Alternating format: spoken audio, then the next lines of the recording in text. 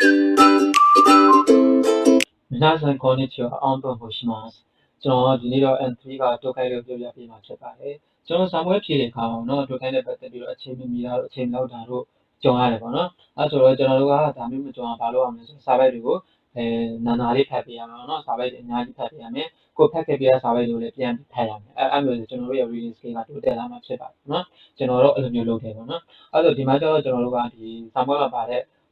အပုတ်ရှည်ကြီးပေါ့နော်။ဘာမှမဆိုတော့မြေကွန်းအချင်းကြီးဆန်တော့နော်တောက်ပုတ်တော့ပါတာဖြစ်တဲ့အပုတ်ရှည်ပေါ့နော်။အဲ့မှာဆိုတော့ကျွန်တော်တို့ကဒီစာမွေးကျွန်တော်တို့ကတော့ကျွန်တော်စာမွေးဖြစ်တဲ့ပုံစံကတော့ဘာပြောမှဆိုတော့ဒီမြေကွန်းအရင်ဖတ်တယ်ပေါ့နော်။စာပိုက်တွေဖတ်ပြီးဆိုတော့ကျွန်တော်မြေကွန်းနားလည်အောင်ရင်ဖတ်လိုက်တယ်။မြေကွန်းနားလည်အောင်ဖတ်ပြီးမှကျွန်တော်က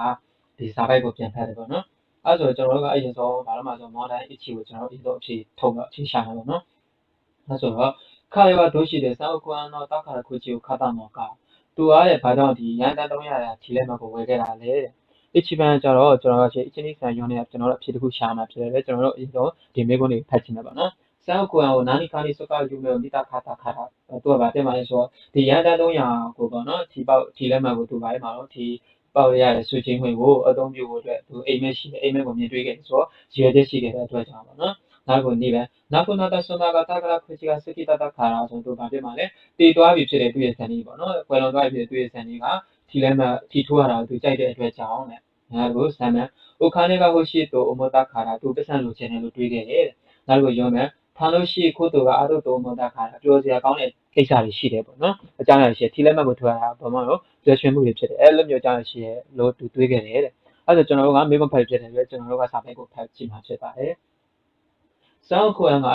တာတို့တခါခကြီးကအားလို့ဆိုတော့ဒီရန်တန်300ဒီထီလက်မှတ်ရှိတယ်လို့ပြောချင်အဲ့လိုတခါခကြီးဒီဘာလဲပေါ့နော်ဒီမှာကျွန်တော်တို့ရှင်းပြပေးထားတယ်ဘန်ကောက်လို့စေတကောက်ခါပြီးဆိုတော့ဗာပြမှာဆိုလက်မှတ်ဒီနံပါတ်ပါတဲ့လက်မှတ်ကိုသူဝေလိုက်တယ်ပေါ့နော်အတားတယ်ပါနော်ပောက်ခဲ့မယ်ဆိုရင်တော့ shocking ကမော်လာရဲ့လို့ဆိုတဲ့စူချင်းတွေကိုလက်ခံရရင်ထုတ်နိုင်ပါတယ်တဲ့အဲဆိုတော့ဒီစောက်ကွန်းကတာတို့တခါခကြီးကအားလို့ဆိုတော့ဘာမှရန်တန်300နဲ့ပေါက်တဲ့ထီလက်မှတ်ရှိတယ်ပေါ့နော်ဆိုရင်ကအတားတန်းနော်နီတော့အဲ့ဒီလက်မှတ်ပေါက်ပေးမယ်ဆိုတော့နော်နီဒီကျွန်တော်တို့က M4 မှာတွေ့ခဲ့တဲ့ payment ဆိုတဲ့ကျွန်တော်အများအားပြန်တော့ဗာတော့ပြန်တော့ payment လို့ပြန်ပြပါတော့အဲ့ဆိုစူးစမ်းခဲ့ payment ကြာပါပါနော်အဲ့ဆိုရင်ကအတားတန်းနော်နီသူဗာလဲမှာတော့သူကဒီထီလက်မှတ်ပေါက်ပေးမယ်ပေါ့နော်